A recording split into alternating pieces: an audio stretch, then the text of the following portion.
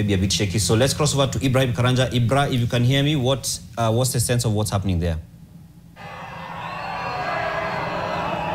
Well, Dan, I am at Raila Odinga's Opoda farm home. This is in Bondo, Siaya County, and I've been here for the past about 30 minutes. Earlier on, I was in Bondo town, where that was upon the news of the passing on of Raila Odinga broke out, and Bondo town immediately came to a standstill. Businesses at that particular point were closed. Everyone, almost everyone, came out of their homes, and they made a long walk. I would approximate more than 5 kilometers of a walk from Bondo town to Raila's Opoda farm home. And as we speak, there are thousands upon thousands of mourners and residents and neighbors and friends who are all here chanting the Luo songs, of course, in mourning Raila Odinga. I was able to speak to some of them earlier on, and they said that this is such a huge loss to the area. Remember, Bondo is where Raila Odinga's home is. This is where he identifies with as his home area. And immediately we got here, Dan, part of the things we did was, one, to establish whether there were any family members or neighbors or people who could speak to us about this particular news that is breaking out this morning. And yes, we found people in the house, though they declined from speaking. They said up until the family spokesperson, that is Siaya Senator Dr. Ruth Odinga, speaks, that is when they will also be able to speak and pass their condolences. But what they have told us, even without mentioning the source of this particular information, is that indeed it is true that Raila Amolo Odinga passed on this morning in India. They have also confirmed that by the time of his passing on, some of his family members were in India with him. They include his daughter, Iyala, Member of Parliament, Winnie Odinga, as well as Kisumu woman representative, Ruth Odinga, who are with Raila Odinga, who are with Raila Odinga by the time he was passing on in India. So that is what we can confirm right now, that indeed family members of Raila Odinga were with him by the time of his passing on early this morning. I repeat, his daughter, Winnie Odinga, the Member of Parliament for the East Africa Legislative Assembly, as well as Raila Odinga's sister, Ruth Odinga, the Kisumu County woman representative, are in India as we speak. And that is credible information that we have received from Raila Odinga's Opoda farm home here in Bondo. There are a couple of leaders here who have already arrived. Leaders who we may not be able to speak to, of course, because due to that reason they gave that up until Dr. Ruth Odinga speaks. But a host of members of the county assembly are here at his Opoda farm. And like I said, thousands upon thousands of residents who came here to mourn Raila Amolo Odinga. Dan, Raila Odinga, they say, is an enigma. This is a man whose name will always be written throughout his 80 years of life. His name will have a chapter when the book about the Republic of Kenya is written about. They say he is the father of democracy. This is a man who always commanded admiration and always criticism in equal measure. This is a man who made 5 stabs at the presidency, trying the country's topmost job with promises upon promises of revolutionizing the country. And in each and every election in which Raila Amolo Odinga took part in, he was always so close to the finish line, always so close to being declared President of the Republic of Kenya. That is only aside from the 1997 election, which he vied and was not among the top 2. But look at 2007, look at 2013, 2017, and even the latest contest in 2022, the latest presidential contest.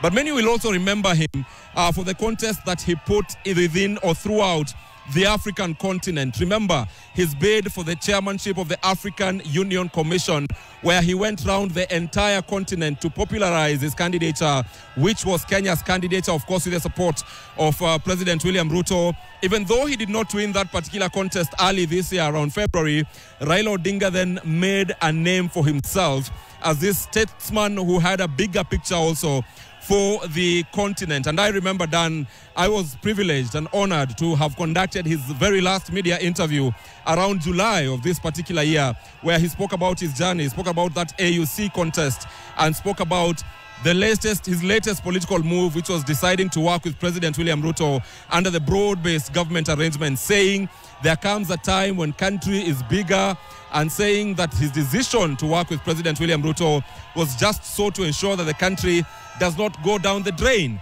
that all these were decisions made because of the country, putting country first.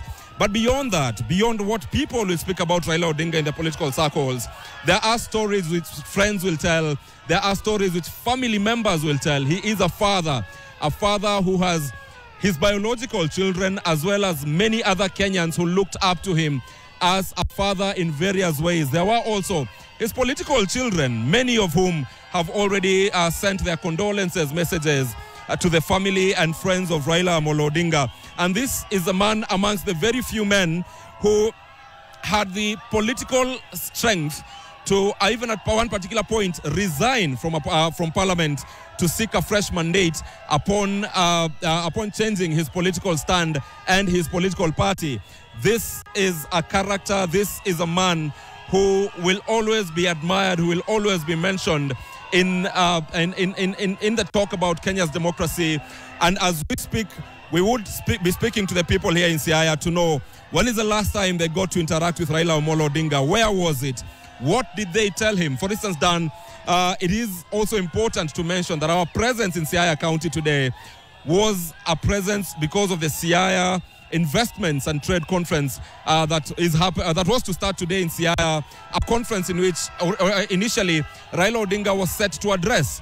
But on the day that it was scheduled to start is the very day that news about the passing on of Raila Odinga has also broken out. And as we speak, that particular conference has been left in disarray. We've spoken to some of the people there. They say it is important to continue with the conference in honor of Raila Odinga because this is what he would have wanted.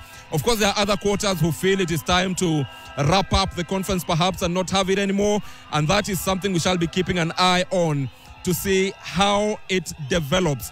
However, that is one of the many milestones that the people here are attributing to the late Raila Odinga. Beyond his years in parliament, beyond the time he served in the cabinet, even rising to the most highest position, which is the prime minister position in the Republic of Kenya, of course, under the grand coalition government between President Mwai Kibaki and himself, Raila Odinga. They called it the Nusu Mkate government.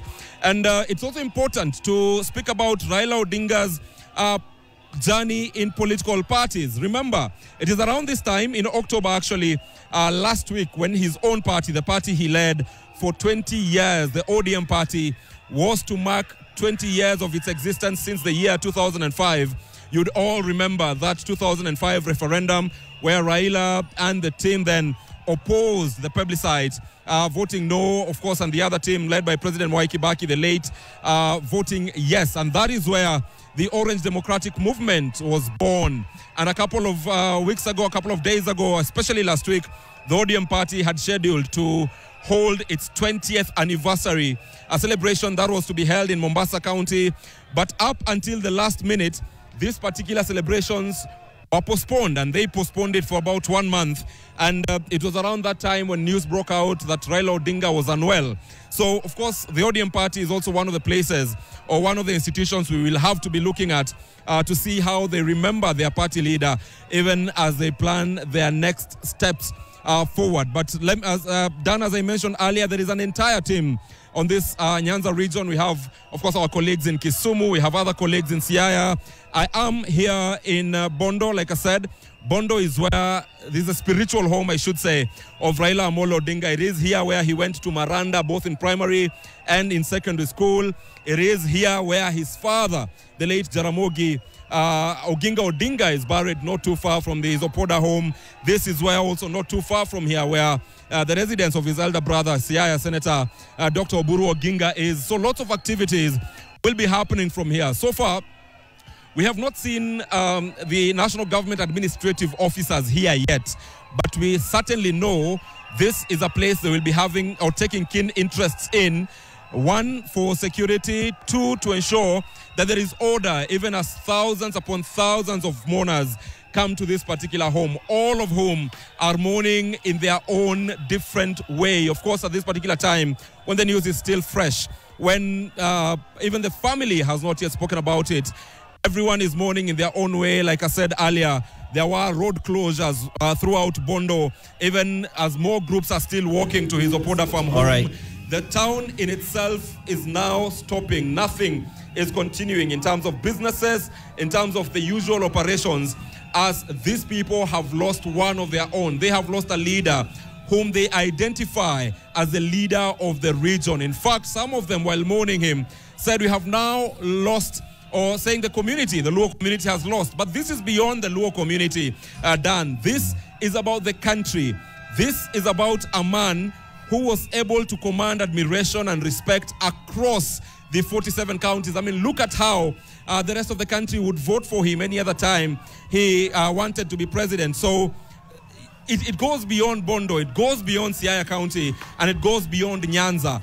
This is about the country, it's about the continent, it's about a legend. This is about Raila Amolo Odinga, Dan. Even as I bring it back to you in studio, later we will be speaking to more friends and family to just get to know, of course, especially after the confirmation of the passing on that will be coming perhaps from the family leader, Dr. Ruth Odinga, the Siaya senator, and perhaps also from President William Ruto later in the day. Dan. All right, thank you very much, Ibrahim, for that comprehensive live link, and also preempting a question I was going to ask him about what the things he spoke about during his interview. The July interview. Yes. I think Ibrahim Karanja could easily be the last person who had a proper sit-down interview with Raila Odinga. It was actually very interesting because that was the first time, I think, when he tried to explain exactly what this broad-based thing was about, why he was going into it. Remember, he had been criticized, and I think that criticism didn't go away that much, that he had hijacked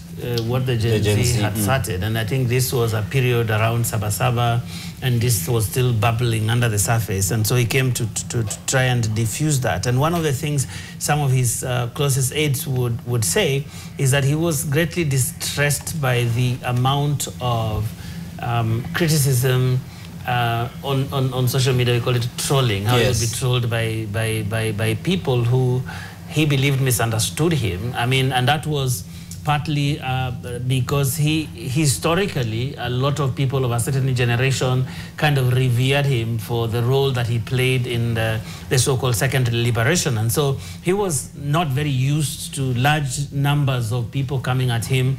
And this was happening on social media, and some of the people close to him said that this greatly distressed him. I have also seen, Dan, that the African Union has issued a statement by the chairman of the African Union